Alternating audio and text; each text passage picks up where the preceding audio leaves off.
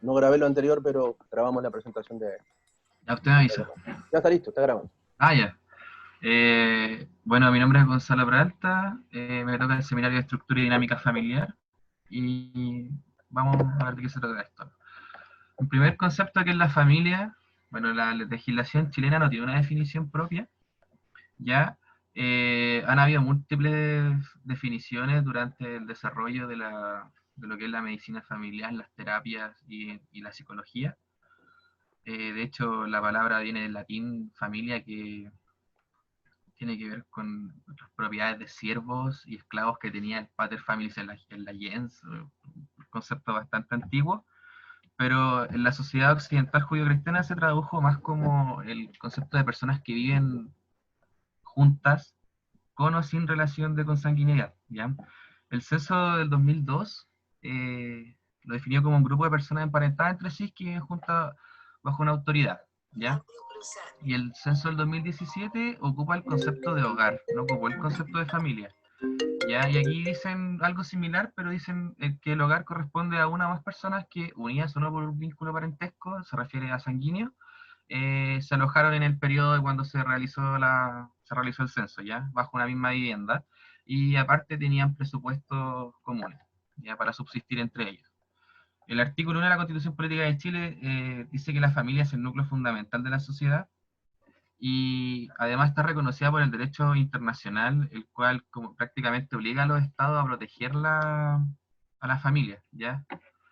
Ya que es un elemento natural y fundamental de la sociedad. De hecho, Rousseau dice que es el primer modelo de sociedad, que es la familia, es las primeras instancias democráticas que se pueden realizar, la democracia más pequeña, ¿ya?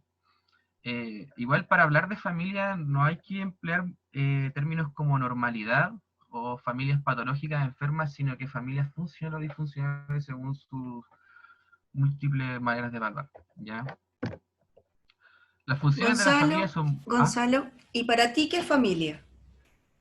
Para mí familia es un grupo de personas que vive y puede o no tener consanguinidad, pero tiene lazos afectivos y dependencia mutua, ¿ya?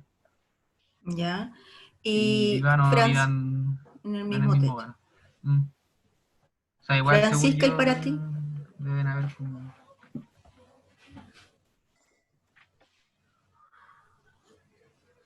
Francisca, Ay, perdón, no había escuchado.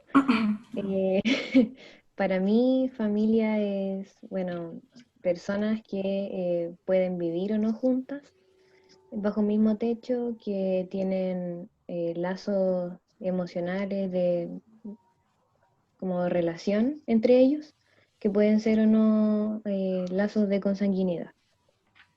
bien. Y Kevin, ¿para ti qué es familia, Kevin?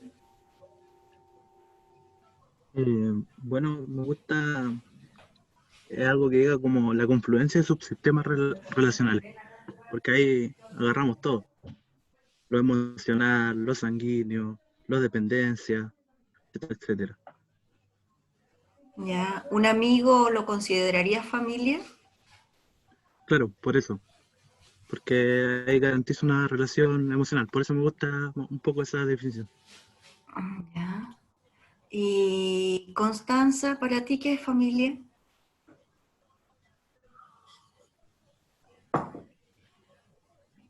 Para mí la familia también tiene que ver con personas que pueden o no vivir bajo un mismo techo, en los cuales tienen relaciones afectivas estrechas entre ellas y también de dependencia, como bien mencionado otros compañeros, que pueden también estar relacionados o no por un lazo sanguíneo.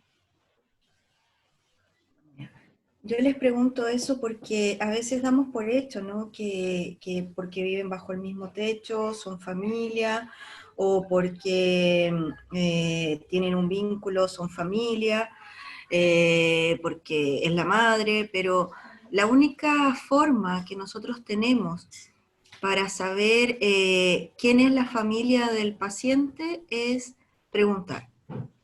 Entonces, para censos, para estadísticas, a veces hasta para hacer los instrumentos, damos por hecho una base.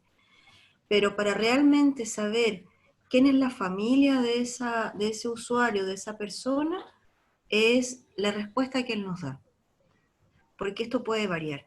Entonces, no podemos dar por sentado que porque el padre o la madre viven bajo el mismo techo, él los considera su familia, ¿no? Entonces, la respuesta solamente la vamos a obtener preguntando. Eso, Gonzalo. ¿Continúo? Sí, por favor. Ya. Las funciones de la familia también son muchas y van a variar según el autor. Entre ellas, como las más importantes, la satisfacción de necesidades biológicas y afectivas para que se desarrollen los hijos y los miembros que son más pequeños. Obviamente un bebé recién nacido no va a sobrevivir por sí mismo, ¿ya? Contribuyen a la formación de identidad de cada uno de los miembros, ya sean hijos o como continuar el ciclo vital de las personas mayores que la conforman. Influye en el desarrollo psicosocial, de la manera de cómo perciben las personas el mundo y cómo se van a socializar con el resto de las personas fuera de lo que es la familia. También tiene una función mediadora, ya que los miembros entre sí interactúan para resolver conflictos y distribuir recursos o tomar decisiones. También contribuye a cómo los miembros se adaptan a la sociedad, ya que según la familia que estén va a importar de mayor o menor medida esto. Y garantiza, algunos autores también mencionan que garantiza la continuidad de las culturas, que podría ser bastante importante, como la cultura occidental prosperó la familia nuclear. ¿Ya? Hay diferentes maneras de clasificar las familias según el desarrollo. Tiene que ver con si son modernas, arcaicas, ya es como un espectro prácticamente, que tiene que ver como con tradiciones, ya con tradiciones, algunos podrían decir como modernidad, como sinónimo de igualdad, ya, pero no es una clasificación tan relevante, creo yo, como otras, ya. También se pueden clasificar de manera demográfica, entre rural y urbana. eh, bueno, la urbana obviamente se diferencia de la ruralidad, ya que son espacios con menos terrenos, con mayor acceso a servicios, ya, pero aunque las partes rurales del país en Chile por lo menos tienen bastante acceso a agua potable, ya. Según el censo del 2017, el 12% se considera como rural, no hace la distinción entre urbana y suburbana, pero la mayoría de las personas rurales tienen los servicios básicos ya. Y el agua potable no siempre viene por cañería, sino que a veces se distribuyen con camiones de aljibe una vez a la semana, una vez cada 2 semanas ya, pero tiene que ver como con el nivel de servicios que tienen. Y acá podemos ver, por ejemplo, un ejemplo de una familia rural, ¿ya? Obviamente con con cultivos que tienen, ellos mismos producen lo que consumen, en espacios generalmente grandes. Y bueno, esta no es, obviamente, no es una foto de personas reales, ya es una persona de unas caricaturas, que en vez de utilizar fotos de seres humanos modelos que no son familias reales, voy a utilizar este tipo de imágenes, que tampoco van a ser casos clínicos inventados, pero bastante similar. Se puede extraer información de eso. Y ahora una de las clasificaciones se podría decir de integradas, desintegradas, según cómo los cónyuges se llevan entre sí. ¿Ya? Aquí también hay que ser claro en que este es un proceso también, de cómo una familia está integrada pasa a ser desintegrada, ¿ya?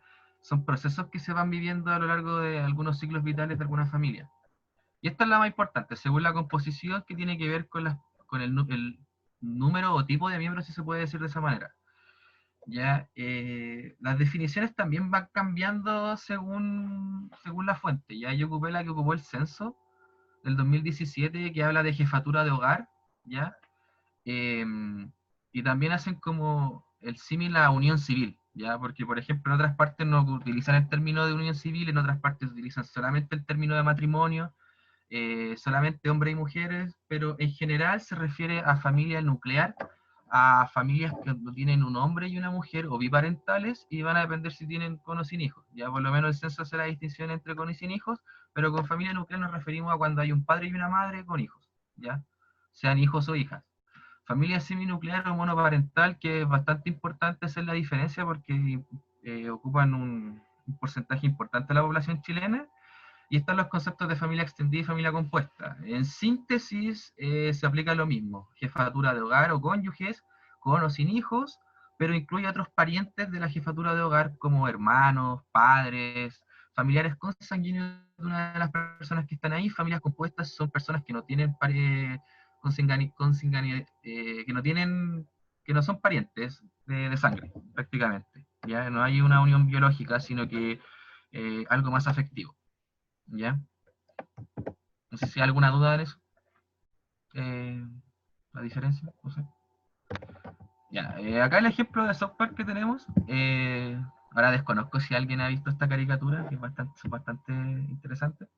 Aquí podemos ver como una familia nuclear biparental y con padres heterosexuales, ya que según el censo del 2017 representa el 52% de las familias que están compuestas en el país, ya casi la mitad y un poco menos que lo que era hace casi 20 años, ¿ya? También una de las familias más importantes que hay en la sociedad chilena son las familias monoparentales, las cuales han aumentado y ahora representan casi un quinto de las familias que componen el país, ¿ya? En el año 2000 representaba alrededor del 8%, pero se cree que esa cifra fue subestimada en esos años. Y aclarar la importancia de las familias monoparentales, por lo general son mujeres las que son las jefas de hogar, ¿ya? Es decir que por lo general las familias monoparentales son mujeres con hijos que hombres con hijos, ¿ya? El 84% es un número importante que hay que tenerlo claro. Acá podemos tener el ejemplo de una familia extendida, donde vemos al padre, madre, hijos, y en este caso es el padre del padre, el abuelo, ¿ya? Hay un lazo sanguíneo y biológico, donde se incluye a un miembro biológico, con relación biológica de alguno de los integrantes de la familia al mismo lugar. Y un ejemplo de familia extendida es cuando tenemos personas sin relación sanguínea, que en este caso es el niñito que está acá, Ike, que es un niño canadiense, pero después pasa a ser como un tipo de familia nuclear porque lo adoptan, ¿ya? Pero en teoría el primer día que se une prácticamente él no es un pariente de las personas que están acá, ¿ya? Bueno, y tomar las diferencias sociales también entre las familias, aunque sean nucleares, biparentales, tenemos que considerar las diferencias sociales y características biopsicosociales de cada una. No es lo mismo una familia biparental, heterosexual, con hijos, de una clase acomodada a una clase pobre con necesidades, ¿ya? Bueno, acá hay un poco de estadística que nos otorgó el censo del 2011. Bueno, y aclarar acá que dice tipo de hogar completo. Ya aquí como que se equivocó la persona que realizó el cuadrito porque tendría que decir hogar compuesto, ¿ya? Pero la importancia de esto es solamente indicar cómo las mujeres han aumentado como jefas de hogar, ¿ya? Representan alrededor del 40% en Chile, en promedio es 41,6, pero va desde el 39 al 44%, ya, según las regiones, ya no sale de ese porcentaje en cuanto a regiones del país, ¿ya? Este fue un estudio que hizo la Universidad Católica en el 2011, donde cómo influyen los resultados académicos de los hijos o hijas, eh, los resultados académicos según la composición familiar que tienen estos, ¿ya? Como podemos ver, las familias biparentales en ese año por lo menos tuvieron mejores resultados en los Simpsons de lenguaje y matemática. Ahora, discutir si el Simpson de lenguaje y matemática es la mejor manera de evaluar el rendimiento académico de un niño es discutible, pero por lo menos estos fueron los resultados que se arrojaron ese año, ¿ya? Y tenemos que ver cómo va decayendo los resultados según las diferentes tipos de familias e integrantes que tienen, ¿ya? Ahora, la teoría de sistemas se aplica bastante a la familia, ya que se entiende a la familia como un sistema, porque dentro de sí mismo hay miembros que se relacionan entre ellos, influyen unos con otros para dar unidad a ese mismo sistema, ¿ya? Se considera que la familia es un sistema y otras familias son otros sistemas aparte, que pueden tener relación entre ellos o no, pero en sí lo importante es que la familia es un sistema. Ya también es importante el concepto de homeostasia, que se introduce en el siglo XX para hablar sobre las familias como sistema, porque en sí ellas mismas van a conducir su propio rumbo, moldearse y mantenerse estables según los conflictos o adversidades que vengan en su ciclo vital de cada miembro, ¿ya? No hay una teoría, aclarar que no hay una teoría unitaria de la familia, ya hay diferentes concepciones de cómo se debería estudiar el tema, pero todas tienden a analizar casi los mismos factores con otras palabras o identificar ciertos puntos que nos pueden describir cómo es una familia, ¿ya? Ay, no sé. Ya. Una de las personas que desarrolló bastante este tema fue Salvador Minuchin, que era un médico psiquiatra argentino que desarrolló bastante terapia familiar y dio bastantes bases a la salud, a la medicina familiar, estudiando la familia, ¿ya? No solamente cómo estudiarla, sino que aplicar terapia, ¿ya? Él dice que las familias son estructuras relativamente fijas, ¿ya?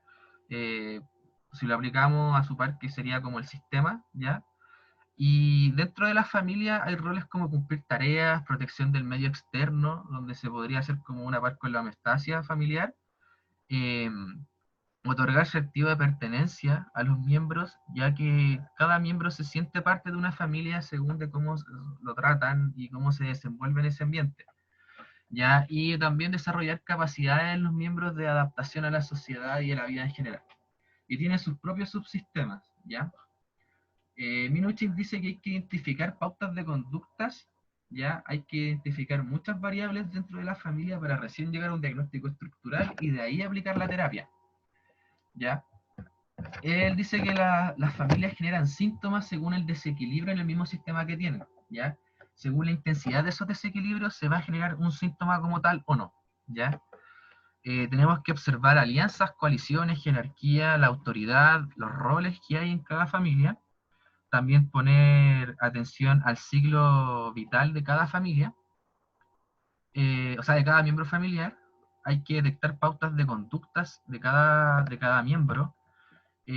Observar conductas verbales y no verbales, ¿ya? Esto es importante porque a veces se pone poca atención a lo que no dicen los pacientes, ¿ya? O a lo que no se observa, no se escucha verbalmente. La utilización de mapas familiares también es bastante útil para ver cómo los miembros se sienten identificados y cómo son las relaciones de estos con los otros miembros de la familia. Tenemos que redefinir el problema para los miembros antes de realizar la terapia y evaluar la disposición del cambio de cada miembro. Con eso establecemos temas, o sea, metas, y ahí recién vamos a aplicar la terapia para la familia. Los subsistemas familiares, por lo general se escribe el subsistema conyugal, el paternal, el fraterno y el filial. Ya, hay algunos autores como que juntan el fraterno con el filial, otros el filial con el paternal, pero aquí los vamos a ver separados, ¿ya? Porque cada miembro en sí pertenece a un determinado subsistema, ¿ya?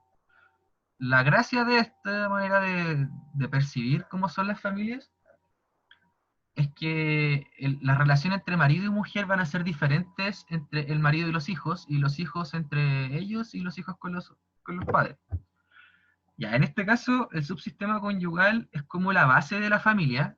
Ya hay una unión afectiva, hay como metas en común e intereses que unen a estas dos personas, ya sean hombres o mujeres,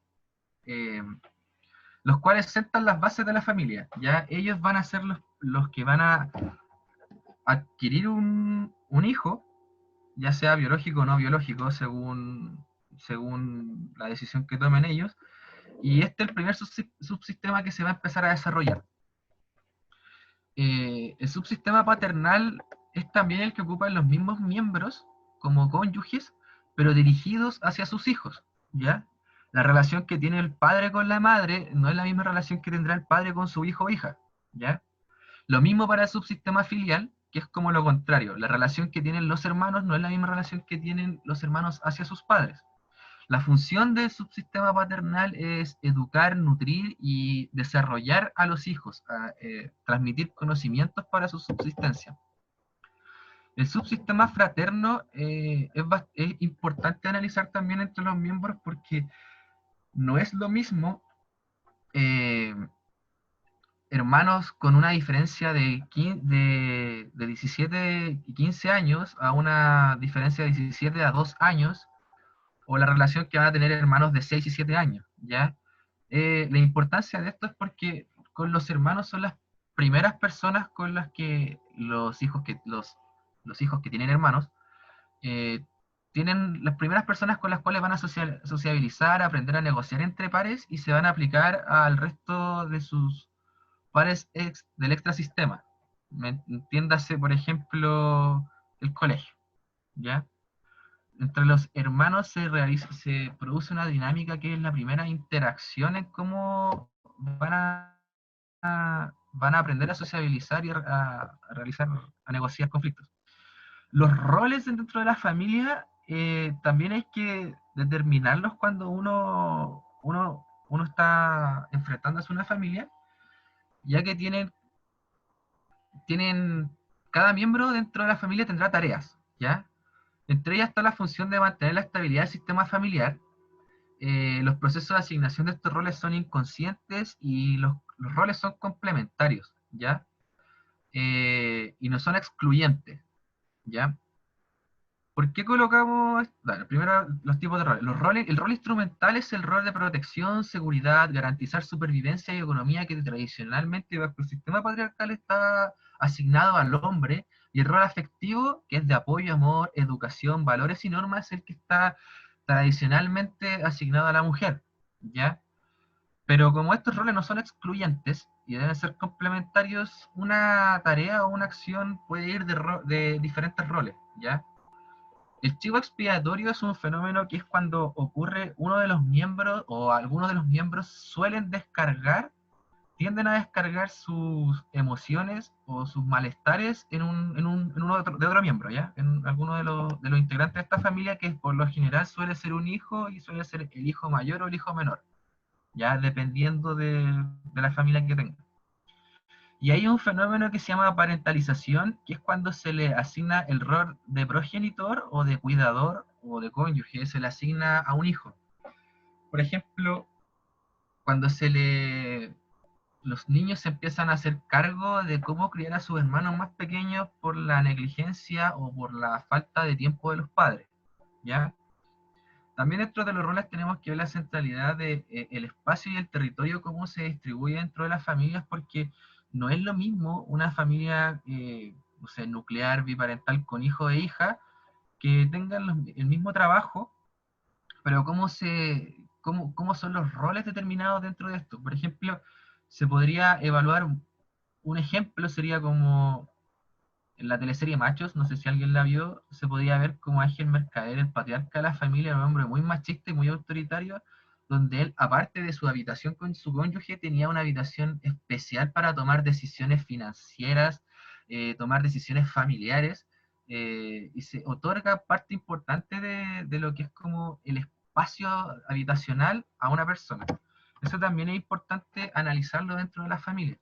Y acá los ejemplos es que el director PC con la maestra son personas, coloquialmente hablar, súper progres, ya son personas muy modernas, ya ellos comparten prácticamente todos los roles, el único rol que los diferencia es el rol biológico donde el hijo solamente lo puede tener ella, ya, pero son bastante modernos. En la imagen de abajo podemos ver cómo Borders, en este caso el personaje, es el chivo expiatorio de la familia, o sea, todos los problemas que tienen el padre con su madre siempre recaen en el niño, ¿ya? Que hay familias donde eso es muy marcado. Las reglas o normas tienen que ver como con acuerdos, ¿ya? Que tienen el fin de organizar la interacción de los miembros de la familia. Hay reglas implícitas, explícitas o secretas. Implícitas son las reglas que no están obviamente verbalizadas y no se mencionan, no son reiterativas, pero cada miembro asume esas reglas. Y las explícitas es cuando se dictaminan órdenes o se ponen acuerdos y están bastante claras dentro de los miembros. Y los secretos, las reglas secretas, tiene que ver con un fenómeno de cuando se oculta información al resto de los miembros. Por ejemplo, en el caso de infidelidades, en el caso de consumo de drogas, de cárcel, ¿ya? Y el fin de estos secretos es para evitar conflicto con los otros miembros de la familia. Las reglas pueden heredarse, ¿ya? Que suelen hacerlo, y pueden ser funcionales o disfuncionales según cómo se va a desarrollar la familia, ¿ya? Y van a cambiar o se pueden mantener según va avanzando el sistema. Otra cosa importante son los rituales familiares, porque no es lo mismo la vida de un migrante que la vida de un chileno que lleva tradiciones, muchas generaciones en este país, ¿ya? Por lo general los rituales tienen que ver con religión y costumbres, hábitos que van a heredarse, suelen ser heredados, pero pueden cambiar, o puede adaptarse un miembro a los rituales de la otra, y suelen ser determinadas por la infancia de los progenitores, ¿ya? El fin de esto es otorgar a los niños estabilidad y constancia, y por eso se dice de que la familia es una manera de preservar la cultura. También la manera de la comunicación y los espacios va a intervenir en los rituales porque hay rituales familiares como por ejemplo hacer asado los domingos, entonces se determina que cierto espacio, ese cierto día, va a ser destinado para eso. Es un ejemplo. Los límites. Los límites es un concepto que abarca muchas cosas, ya no solamente tiene que ver con cosas físicas, sino que más bien emocionales, ¿ya?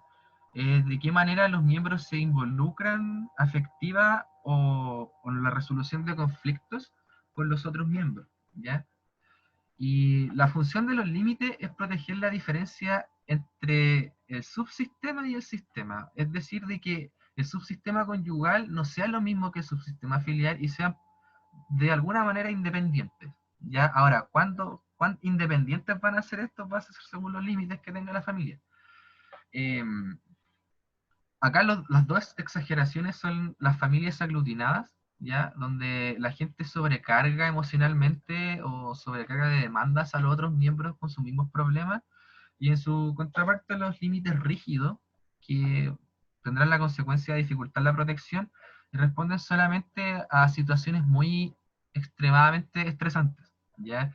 Las familias aglutinadas, cuando un miembro tiene un problema, como por ejemplo un problema en el colegio de una niña con quizá un tema con una goma, la relevancia que va a tener este problema en los padres y en los demás hermanos, en los demás miembros de la familia.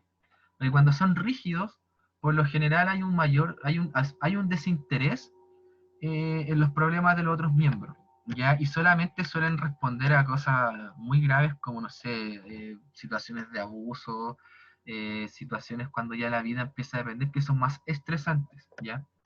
Tiene que ver con la manera de reaccionar, ¿ya? Hay unos sinónimos para los tipos de límites como los autoritarios, impermeables, en referencia a los rígidos, y los porosos en la otra parte, que son difusos, débiles, invasivos, ya que las personas van a estar en constante comunicación y transmisión de problemas, y los flexibles, cuando son negociables, normales o semipermeables, ya según el término que se ocupe.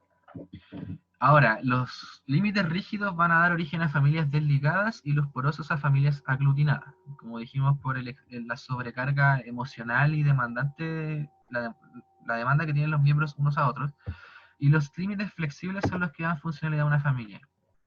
Otro punto a analizar que es importante en la familia son las jerarquías, la jerarquía es el modo en que el poder y la autoridad se distribuye dentro de los miembros de la familia. Aclarar que el poder no es lo mismo que la autoridad. El poder es la capacidad de influencia que tiene un individuo para controlar la conducta de otro, y la autoridad es la forma moral o prestigio que se adquiere ante otro miembro, ¿ya? Tiene que ver con un concepto más o menos de admiración. En teoría, el poder debería estar en manos de una autoridad, que serían los padres, y hay acciones que favorecen o deterioran esta autoridad, ¿ya? Por ejemplo, los castigos desproporcionados por lo general van a deteriorar la autoridad de una persona, y en cambio cualidades pueden asignar mayor autoridad para rectificar el poder en un miembro, como lo pueden ser padres más empáticos, que entiendan más a sus hijos, ¿ya? Ahora, cuando se delegan algunos poderes, puede surgir el hijo parentalizado. Por ejemplo, en el caso de una familia, cuando solamente trabaja uno de los cónyuges, o sea, el padre o la madre, y este está cesante y uno de los hijos adquiere el sustento económico, ahí se empieza a delegar el poder en uno de estos hijos, que a veces puede ser a etapas muy tempranas, y aquí es como el poder va cambiando. Ya, obviamente, una persona menor no va a tener la misma capacidad de tomar decisiones, pero él tiene el poder adquisitivo en este momento. ¿Ya? Y eso también es importante valorar cómo las jerarquías están dentro de cada familia. También hay fenómenos que son las alianzas y las coaliciones, ¿ya?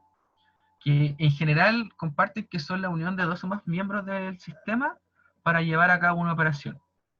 Las alianzas es cuando hay una relación positiva entre dos o más miembros, pueden ser 3, 4, y tienden a una meta o un interés común. Y la coalición es cuando una alianza, es decir, dos o más personas, se coloca en oposición a otra parte del sistema. Un ejemplo podría ser como cuando dos hermanos se ponen de acuerdo para hacer algo contra el padre o la madre, ¿ya? No sé, sustraer dinero, excluir a otro de los mismos hermanos, ¿ya? Y las alianzas y las coaliciones son normales dentro de las familias, ¿ya? Pueden ser funcionales o disfuncionales según la duración y el respeto por los subsistemas. ¿Por qué la duración va a ser importante? Porque las alianzas tienden a ser temporales, hasta responder a ciertas metas, ¿ya? A ciertos puntos. Ahora, este fue un estudio que se hizo el año 2000, una encuesta que se hizo el año 2018 por la tercera, y tiene que ver con la manera en que, bueno, se preguntaron muchas cosas, pero lo importante acá tiene que ver con el autoritarismo y la percepción sobre los roles de las mujeres, ¿ya? En Chile, ¿ya? Aquí se hace el contraste entre los años 2002, 2012 y 2017, y en otros casos sobre el 95 y el 2002, de cómo las personas ven la capacidad de igualdad para desempeñar funciones en cuanto a hombres y mujeres, ¿ya? ¿Esto por qué es importante? Porque tiene que ver con los roles, ¿ya? En algunas familias los roles van a estar mucho más diferenciados y mucho más excluyentes, ¿ya? Ahora, la dinámica familiar tiene relación con la estructura, va a depender de ella, pero son diferentes, ¿ya? Porque la dinámica implica interacción, implica procesos que se van a desarrollar en este sistema, ¿ya? Según los miembros y los puntos analizados anteriormente, ¿ya? Olson, Russell y Sprenk, que son como unos médicos, Olson es uno de los más importantes, inician el estudio de la dinámica familiar y definen 3 variables que son como las más analizadas dentro de la funcionalidad de la familia, ya que son la cohesión, la adaptabilidad y la comunicación, y a partir de estas se van a determinar niveles de invasividad, la funcionalidad de la familia y qué terapias se pueden aplicar, ¿ya? Y también estos mismos puntos van a determinar cómo la familia se enfrenta a las crisis o a estresores. La cohesión tiene que ver con el lazo emocional que une a los miembros de la familia, ¿ya? Tiene que ver con la cercanía de los miembros, no solamente espacial, sino que afectiva, el nivel de compromiso familiar con los rituales, las reglas y las otras acciones que estén dentro del sistema, pero también tiene que ver con la individualidad, ¿ya? ¿Por qué? Porque un alto grado de cohesión va a disminuir la individualidad de los miembros. Y también tiene que ver con el tiempo que comparten entre ellos. Se supone que hay prácticamente 4 niveles, o sea, 4 tipos de cohesión, pero se determinan como nivel bajo, nivel alto y el moderado. En el bajo están las familias despegadas o no relacionadas, como un tipo de sinónimo, y en el nivel alto las familias aglutinadas. Y en moderado están las separadas conectadas, que no son tan extremos como las familias despegadas o aglutinadas. Ahora, igual hay que aclarar que la cohesión, los términos que se emplean acá, algunos autores utilizan los mismos términos que en los límites, o similares. Algunos ocupan, como familia aglutinada, no ocupan el límite. Ahora, entre los extremos de la cohesión, las familias van a tener ciertas consecuencias. Las familias aglutinadas o amalgamadas, por lo general, tienen poca autonomía individual los miembros habrá poca diferenciación entre ellos, es decir, que se ven muy similares al otro miembro, ya sean hijos o padres, o sea, hermanos o padres, y dificulta la exploración e individualización. ¿Por qué? Porque al reprimirla de alguna manera la independencia, el nivel de su supervivencia mientras se va desarrollando una persona va a decaer. Y el desligamiento es todo lo contrario, desproporcionado sentido de la independencia. Hay por lo general menor dependencia emocional y afectiva hacia los otros miembros, empieza a desaparecer el sentimiento de pertenencia y lealtad, y entiéndase a lealtad como un sentimiento de compromiso, un sentimiento de solidaridad con los otros miembros de la familia, ¿ya? Que va, por ejemplo, a facilitar la adopción de reglas y tareas que se van a desempeñar dentro de los miembros.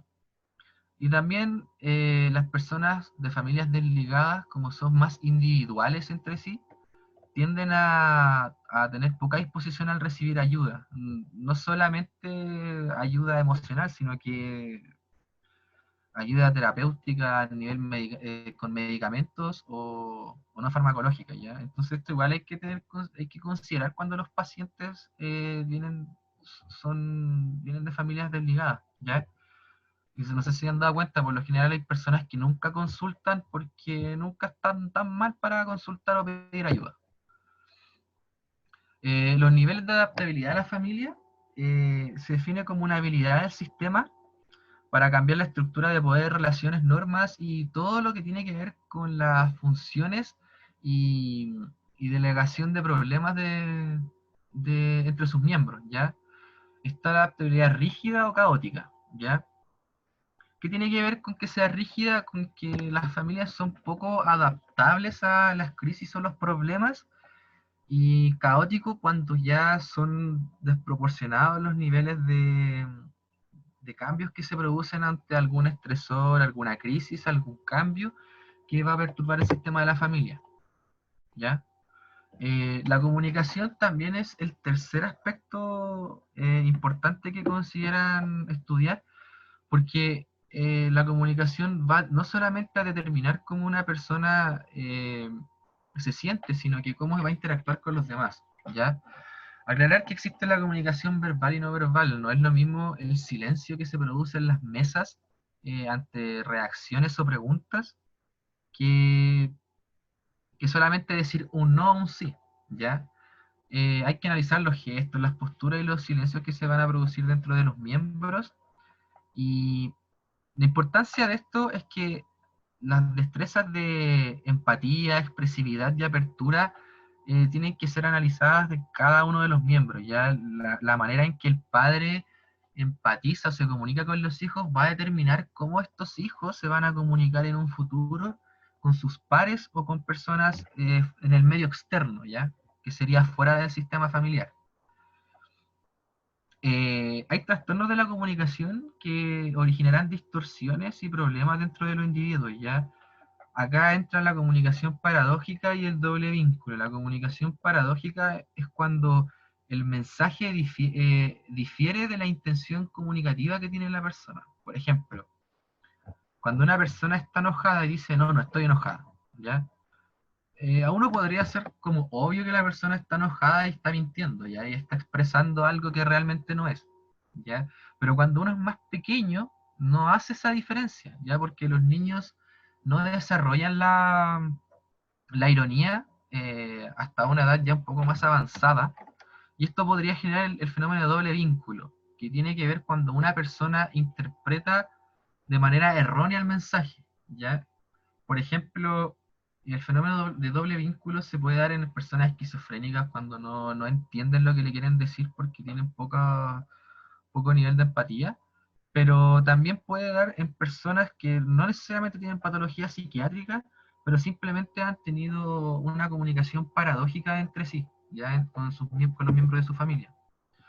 Acá tenemos el ejemplo de los niños góticos de South Park, que ellos tienen hábitos, tienen conductas que no son saludables, como por ejemplo fumar, tienen pocas relaciones sociales, pero en sí la comunicación influye bastante, ¿ya? ¿Por qué? Porque podemos Y aclarar que no siempre son reglas, no siempre la comunicación va a ser igual, va a tener los mismos resultados, ¿ya?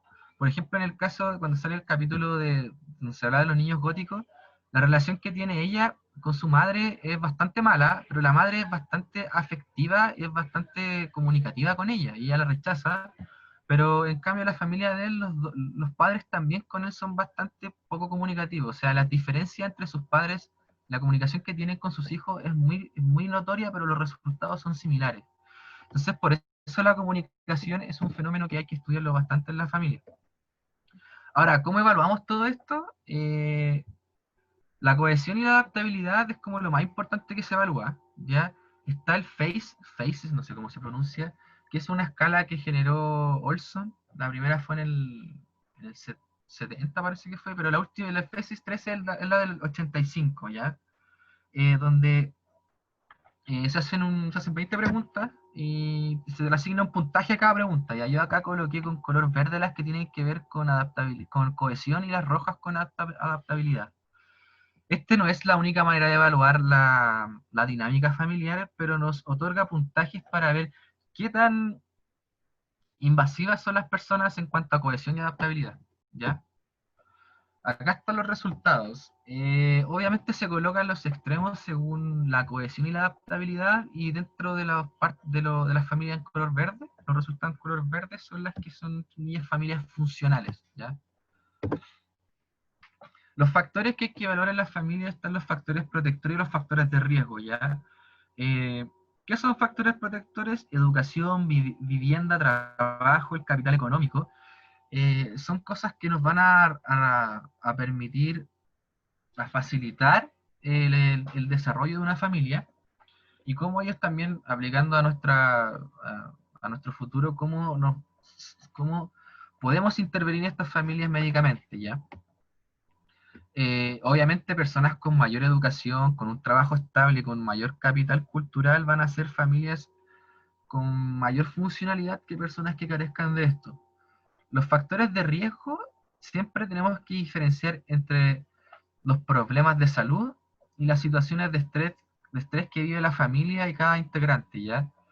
La cesantía es un periodo que va a afectar de diferentes maneras a las personas, ¿ya? No es lo mismo que estén los dos padres cesantes a que esté la única persona, o sea, que esté la única persona cesante a que esté uno de los dos padres cesantes, ¿ya?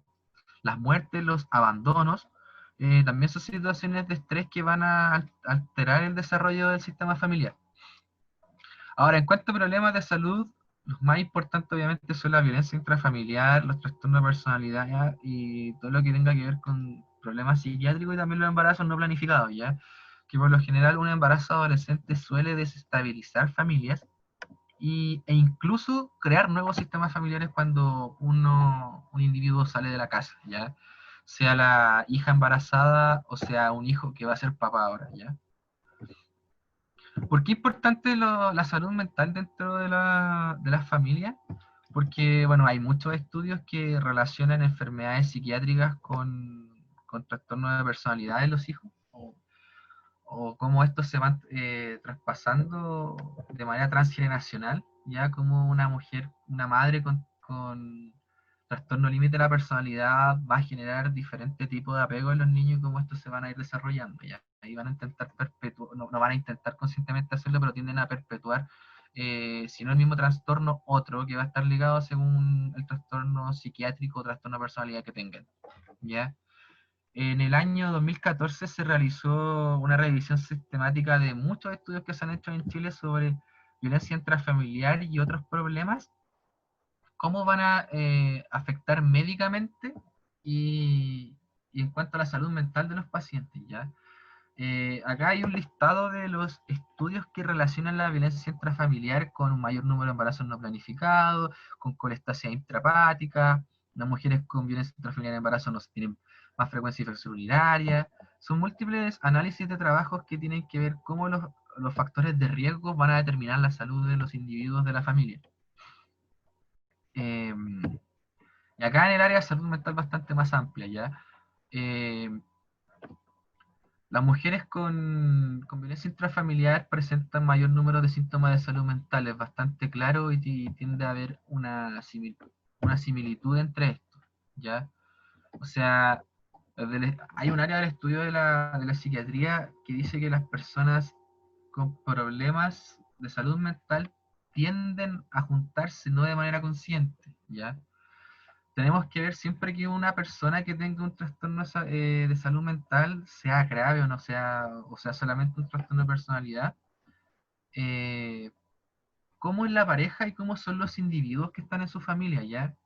Porque no siempre es una persona, ya no solamente un paciente, sino que también hay un círculo, hay un sistema en el cual ellos se desarrollan.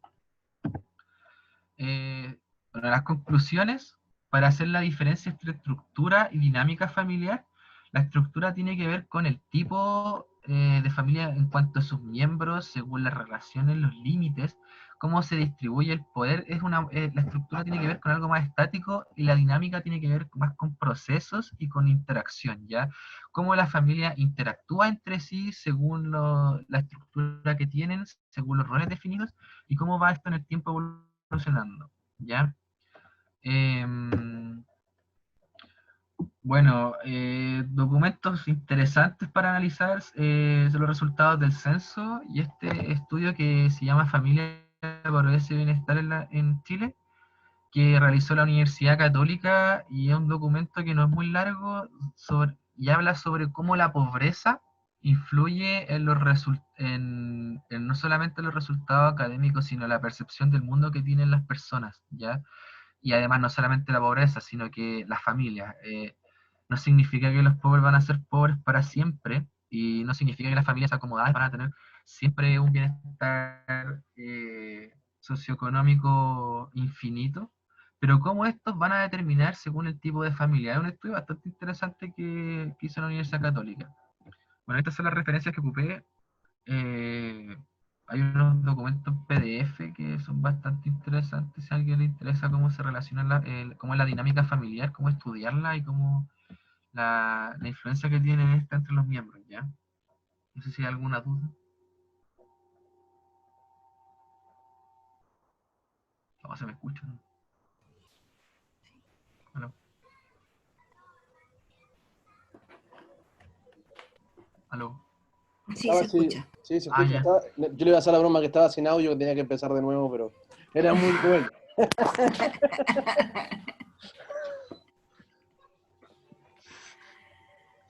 ¿Preguntas de los compañeros? ¿Les quedó bien claro la diferencia entre estructura y dinámica familiar?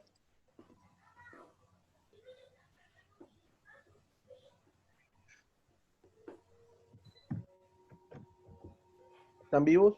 Sí.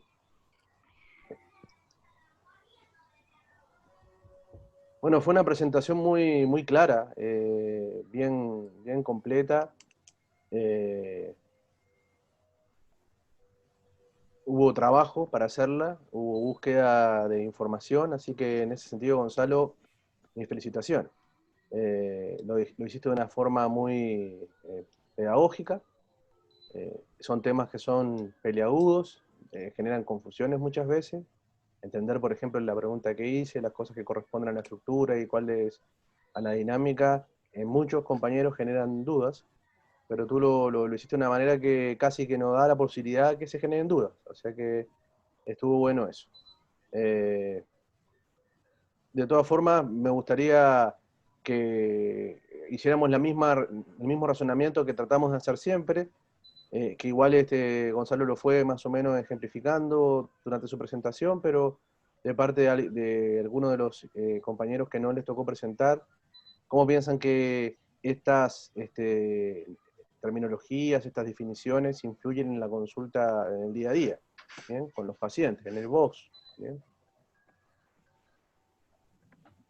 Ojalá con ejemplos más concretos que hayan vivido y que le haga sentido.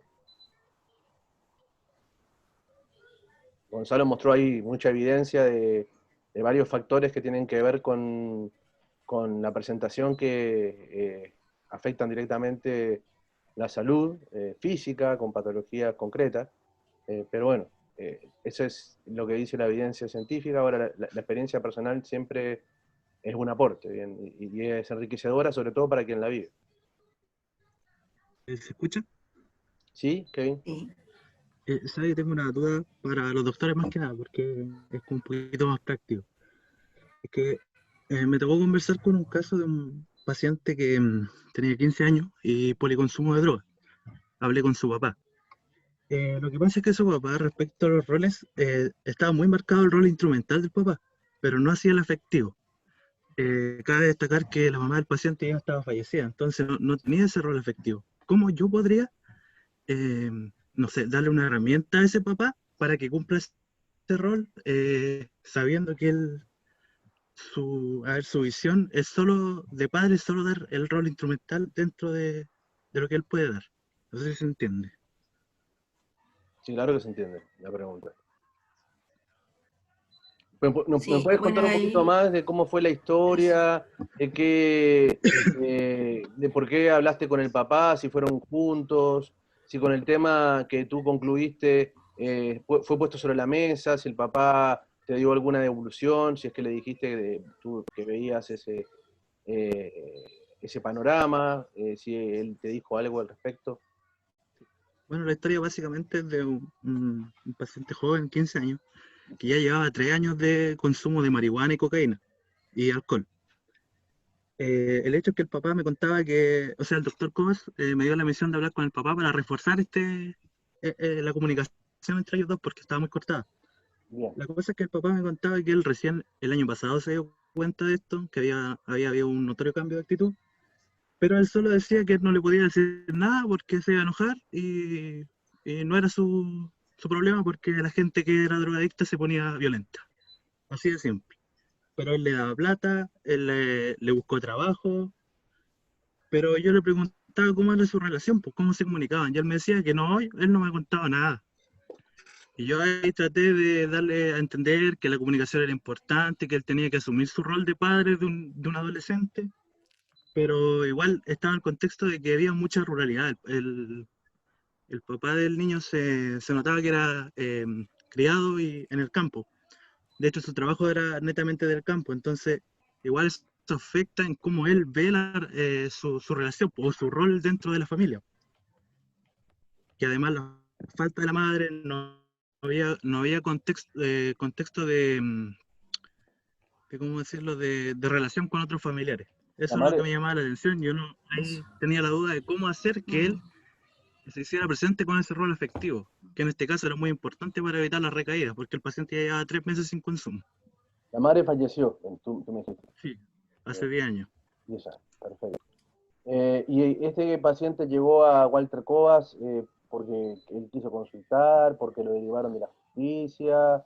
¿Cuál fue el motivo de... ¿Eso lo sabes? ¿Por qué Walter empezó a tener... No, eso no alcancé a conversarlo. Bien. Dejo la palabra, yo ya después voy a meterme cuchillo. ¿Alguien quiere opinar? Mónica, Virginia, René. Sí. Bueno, es que es una situación bastante compleja que tú te pongas en una situación en la que quieres darle herramientas al padre para cumplir un rol en esa familia, porque hay determinantes, ¿no? Y este fue un niño, yo no sé si es hijo único, si tiene más hermanos, si alguien en la familia cumplió algún rol efectivo en el ámbito de las emociones, lo contuvo, ¿no? Él perdió a la madre con 5 años. ¿Cuál es la historia de vida de este paciente? Son innumerables las variables que existen. Dar una respuesta de qué herramientas le puedes dar a un padre adulto, de cómo tratar al hijo es súper complejo, o sea, no existe una respuesta que yo o el doctor Constella o René a lo mejor te puedan dar, o Virginia, porque hay que conocer y hay que ver cuáles son las herramientas, cómo está construido este padre, cuál es su vivencia. Tú me dices que él vivía en el campo, entonces, ¿cuál es la experiencia de él? ¿Será que él tuvo esto de la madre, de efectivo? de contención, ¿no? Cómo vivió el duelo de la madre, pucha, son innúmeras las variables, y para eso tenemos que conocerlo, ¿no? Y saber frente a quién estamos. O sea, claramente en una consulta no lo vamos a lograr, pero tenemos que indagar la historia de ellos, ¿no? Es completamente diferente el escenario si este adolescente, joven de 15 años, decidió por su propia voluntad acercarse y decide dejar de consumir sustancias, y busca ayuda, ¿no? ¿Quién lo está motivando a buscar esta ayuda? O sea, ya está en abstinencia. ¿Cómo lo logró sin esta red? ¿No? ¿Será que tiene otras redes que lo están supliendo esta otra? ¿Cómo está logrando? Porque estar en abstinencia no es fácil para un joven adolescente sin un apoyo. Entonces, de alguna forma lo ha conseguido, ¿no? ¿Será que es parte de armar esta red, conversar con el padre? Por eso te pidieron que conversaras con él. Hay que ir limpiando un poco la historia para que te podamos ayudar un poquito más, pero es eso.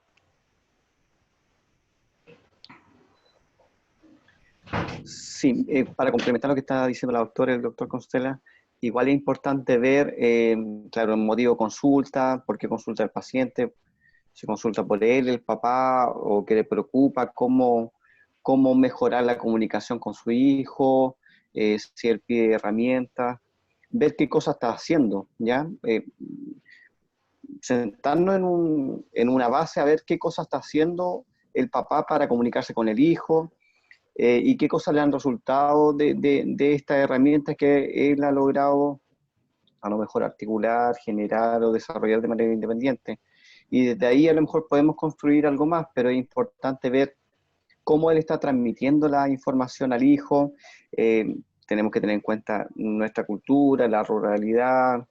A lo mejor nosotros como hombres somos un poco más rígidos, separamos mucho lo que queremos comunicar de las emociones, ver cómo yo acerco a lo mejor a este papá emocional con este chico adolescente de 15 años que está con el consumo de droga, de la marihuana, que es bastante común, y después saltan a algo más complejo, pero aquí hay que rescatar cosas, aquí hay hartos recursos. ¿Por qué? Porque el chico está en abstinencia hace 2 meses. ¿Cómo la ha hecho? ¿A qué se ha aferrado? ¿Qué cosas cambiaron en esta dinámica o qué cosas cambió el chico para estar en abstinencia? Porque igual es súper difícil que alguien esté en abstinencia y a lo mejor hasta sin ayuda. O sea, aquí hay hartos factores que son protectores y que tenemos que darnos cuenta para transmitírselo tanto al papá como al chico, porque son que ellos a lo mejor han tenido de una manera solitaria. O sea, lograron construir algo, existe algo de resiliencia, tanto en el chico como en el papá. Insisto también en el tema del afecto, del padre con el hijo, eso igual es importante, el vínculo, cómo lo han desarrollado, ¿ya? Pero aquí hay, a lo mejor, a grandes rasgos, necesitamos saber un montón de historia, pero aquí podemos rescatar la abstinencia, lo segundo, que el padre consultó y que le preocupa a lo mejor la situación del hijo, igual es importante, ¿ya? Y si el chico está en abstinencia, quiere decir que hay una problemática, que se dio cuenta de esta problemática, que a lo mejor está pidiendo ayuda, y a lo mejor este es el momento, está en la etapa contemplativa, está haciendo cosas, pero quiere seguir avanzando en este proceso, ¿no? Yo trabajaría en lo personal, tanto con el padre como con el hijo, igual es importante esa interacción.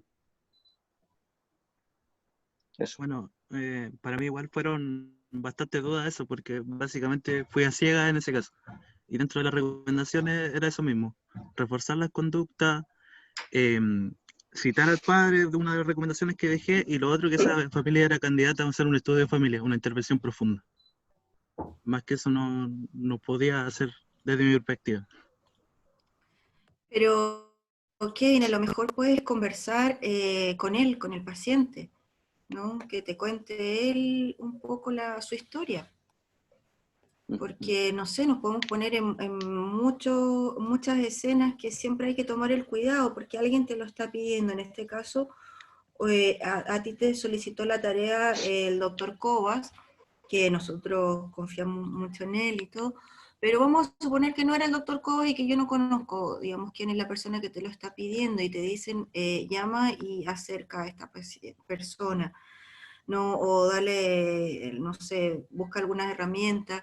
Pero si nosotros no conocemos bien la historia, no sé, puede ser que este joven no tenga ninguna relación con el padre, que el padre cumpla una función instrumental, como tú dices, de dar el dinero, el techo, pero no sé, puede haber una historia de abuso por atrás, pueden haber muchas escenas, muchas historias. Entonces, en este primer momento siempre es importante saber si el paciente tiene interés en recuperar este vínculo, tiene interés en conocer, en saber, en acercarse, en estar cerca de esta persona.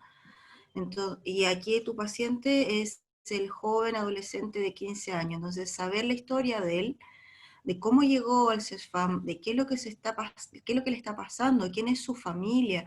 Tal vez él no lo considera su familia y vas a hacer un trabajo con alguien que él no significa solo por creencia de que tiene que ser el padre de la familia. Tal vez él puede haber sido adoptado por la familia de un amigo, que muchas veces pasa, que lo contó incluso Gonzalo ahí, ¿no? Que llegan y, pucha, esta familia amiga que vive al lado le da la comida, lo da, no sé, y trabaja con él. Muchas escenas. Entonces, yo creo que aquí uno tiene que siempre empezar por cuál es el motivo. ¿Cómo yo voy a trabajar? ¿Con quién? ¿Por qué? ¿Para qué? Entonces, eso siempre tiene que quedar muy, muy, muy, muy clarito.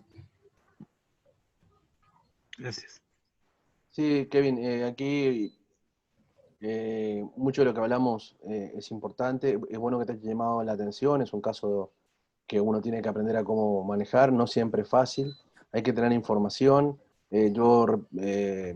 Quiero resaltar otra vez lo de las herramientas, creo que no sé si eran 2 o 3 meses de abstinencia, en las condiciones que al inicio tú contaste, igual nos indica algo que hay que usar, o sea, él ha podido lograr esa abstinencia y hay que saber muy bien cómo, porque hay que fomentar todo eso, hay que hacerle ver que tiene herramientas como para resolver el problema. Eh, y después lo otro que te quiero transmitir es que muchas veces nosotros representamos en las historias de nuestros pacientes nuestro modelo de sociedad, nuestras historias personales. Una persona del campo, los papás que suelen ser un poco menos cariñosos, no todos, pero es como una imagen que se hace de ese tipo de papá del medio rural, bien, pero que son trabajadores, que los apoyan a los hijos, que tienen problemas de comunicación. Y claro, y uno pudiera, con esa historia que se hace uno, que puede tener, y puede tener cercanía de realidad, y cuando uno estudia el caso y tal vez sea así, y te encuentres con un papá que te diga, es que yo lo quiero mucho a mi hijo, pero yo soy un bruto, te va a decir, yo no sé cómo expresar los sentimientos, no sé cómo hacer, y mucho menos el adolescente, habla de otra forma, me cuesta, ayúdame doctor, es otro escenario. Cuando tú ya conoces la historia de él, te das cuenta que ahí hay una falencia que hay que trabajar, y te vas a poner a disposición para poder resolverlo, y si es así, tú le vas a empezar a decirle que compartan un poco de tiempo juntos, con los hábitos, aunque sea que se junten para comer, y ahí vamos a ir trabajando y se va a ir desarrollando esta capacidad de comunicación y de demostrar el cariño que el papá está diciendo que tiene. Pero también porque uno está con el escenario que uno pinta de una historia bonita, pero también, como muy bien dijo Mónica, el papá puede ser que lo abusa todas las noches. No lo sabemos. Tú le puedes decir, no, tienen que pasar más tiempo juntos, imagínate. Hay que ser cuidadoso en todo ese tipo de cosas y para eso hay que hacer un buen diagnóstico, como en todo. Y hay que tomarse o sea, cuando hay urgencia, en el caso de Gabriel hoy hay urgencia, o sea, Gabriel tiene que prender la luz roja, pedir la alarma al equipo de atención del paciente, rápidamente contactarlo. Acá hay una situación de vida o muerte, o sea, una persona que tiene un balazo que le puede pegar tranquilamente. Pero hay situaciones como esta que, si bien son graves, apresurarse puede ser errar, y errar puede ser dañar. Y entonces, un buen diagnóstico significa lo que tú más o menos dijiste, Kevin, que le podemos poner el nombre de estudio de familia si quieres hacerlo estructurado, o le podemos poner el nombre de hacer un diagnóstico de estado de situación, del paciente y su entorno y sus redes, ¿bien? Es más o menos lo que hacemos en el estudio familia, ¿no? Para poder comprender un poco mejor o acercarse más a la realidad. O sea, yo te puedo dar 10, o sea, capaz que este muchacho conoció a alguien con una relación sentimental y eso lo movilizó y se dio cuenta de que era importante cambiar, o se acercó a alguna religión y eso también lo motivó a dejar la droga. O sea, hay muchos factores que es importante conocerlos porque ahí hay que avanzar. Si de repente, si alguno de esos es lo principal, el tema del papá puede pasar a ser secundario. Si él no pide ayuda, que mantenga su rol instrumental, bueno, igual te va a dar, puede ser exitoso otro tratamiento. Falta info, pero sí, está bien. Yo me quedo con la preocupación que tienes tú de acercarte, de resolver el caso, y te invito a que hables con Walter, que te cuente un poco más y que nos cuentes y vemos cómo se puede seguir. Perfecto, gracias.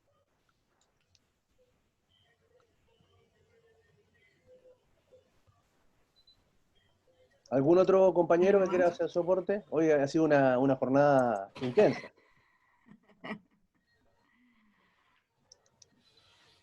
Parece que una voz en el teléfono tiene como esa magia de generar este ambiente del no verse y que a veces influye también en las relaciones, ¿no?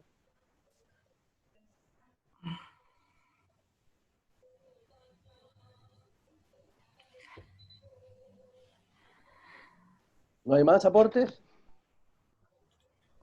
Bueno, entonces, si no hay más aportes, no nos vamos a cansar. La próxima semana nos queda uno de los seminarios, que es herramientas semiológicas en medicina de familia. Bien, son los instrumentos que habitualmente utilizamos para medir cosas que nos van a servir para hacer el estudio de familia. Y necesitamos entonces voluntarios. Acá con Nelly estamos trabajando, doctor. Perfecto. Estamos ok entonces. ¿Alguna pregunta, duda, algún aporte adicional? ¿Alguna cosa que le quede en el tintero? A mí, doctor, respecto a la entrega del estudio de familia, que estuvimos hablando con el doctor Cobas, y un poquito complicado aplicar todos los instrumentos de evaluación a las familias por vía telefónica, por ejemplo, nosotros que estamos trabajando solo con eso. Sí, el círculo familiar. Está difícil. Y bueno, dentro de lo que hablamos, él dijo que tal vez se podía, pero que mejor lo habláramos con usted. Mira, Que igual está la opción de que sea un caso tipo que nosotros mismos creemos. Tú lo tienes servido, con el caso que nos contaste, investiga sobre ese caso, obtenga la mayor información que pueda, lo escribe y eso estudio de familia. No va a ser el modelo clásico, porque claramente tenemos limitaciones, pero la idea es que pensemos en esto, pensemos en el contexto que rodea a una persona que integra un grupo familiar, cómo esto influye en su salud, y que con ese contexto que más o menos vamos a investigar, como te invitamos a ti que ven a hacerlo en este caso, proponer de alguna forma medidas de intervención, y ojalá un poco regladas en el tiempo. Nos gustaría hacer esto, aquello, dentro de lo que puedes tú plantear. Me gustaría saber más, me gustaría aplicar esta herramienta. Eso es válido. No nos vamos a frenar con eso. Solamente queremos que piensen en forma sistémica, que piensen con un enfoque familiar y comunitario, que sean un poco más estructurados, y con eso basta. No va a ser un estudio de familia como le exigimos habitualmente cuando pueden ir a ver a los pacientes, porque evidentemente hay herramientas que requieren la interacción directa y la telefónica no la sustituye.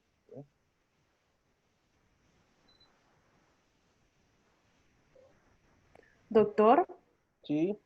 Entonces solamente es usar como base alguna historia que hemos tenido con algún paciente. ¿Se acuerda que yo al principio le dije, o que puede ser una historia como la que están contando ahora, en donde uno trata de obtener la mayor información que podemos obtener en estas condiciones sin atosigar a nadie? La idea aquí es ayudar, no incomodar a ningún paciente. O la otra opción que yo les di en su momento, si esto se complicaba mucho, si era muy dificultoso para ustedes, tenían que hacer un estudio de familia simulado. Pero podríamos usar de base, quizás no preguntándole directamente. Es que, por ejemplo, nosotros en Maule todos los días recibimos un paciente nuevo. No es que le vayamos haciendo como un seguimiento de irlos llamando cada una vez a la semana. Entonces Bien, nosotros todos pero los si días ahí, recibimos si uno de esos, por ejemplo, por alguna razón te llamó más la atención, hubo una buena necesita un poquito más de ayuda, tú puedes seguir y tomarlo como caso para obtener el mayor número de datos y poder hacer el trabajo con ese caso. Vas a tener que llamarlo más veces seguramente. Eso es tú, y puedes apoyarte en tu monitor para elegir quién puede ser, ¿bien? Si no tienen a nadie, como yo no lo puedo exigir porque están en una condición claramente limitada, está la opción de hacerlo simulado, pero si lo hacen simulado tiene que ser casi que perfecto, porque ahí no tienen limitación. O sea, uno puede aplicar todas las herramientas, el paciente es uno mismo. Así que, o sea, con lo que uno genere, alguna historia simulada. Son las dos opciones. Si es así, es un estudio tradicional, porque no hay límites. Si es con un paciente real en estas condiciones, lo vamos a dejar en esta etapa, o sea, de averiguar la información, toda la que podamos averiguar en estas condiciones, y plantear qué nos queda por hacer, por averiguar, y cuáles serían las posibles intervenciones en ese escenario. ¿Sí?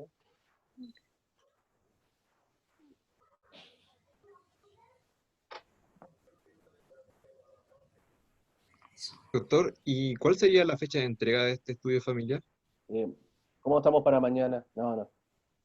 En general, yo siempre le doy 15 días después que termina el internado.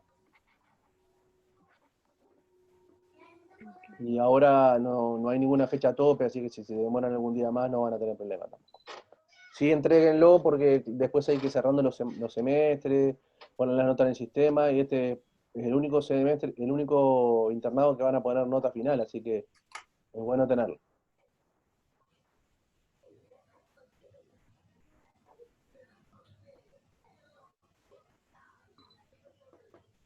¿Alguna otra pregunta? Bueno, se va la luz, se va la energía, estamos cansados. Yo les agradezco a todos su participación. No, les mando el link para la reunión del próximo jueves. Cualquier cosa que necesiten me avisan. Muy bien. Pásenlo bien. Chao. Que estén muy bien. Nos vemos. Chao, que estén bien. Chao, Chao, chao. chao.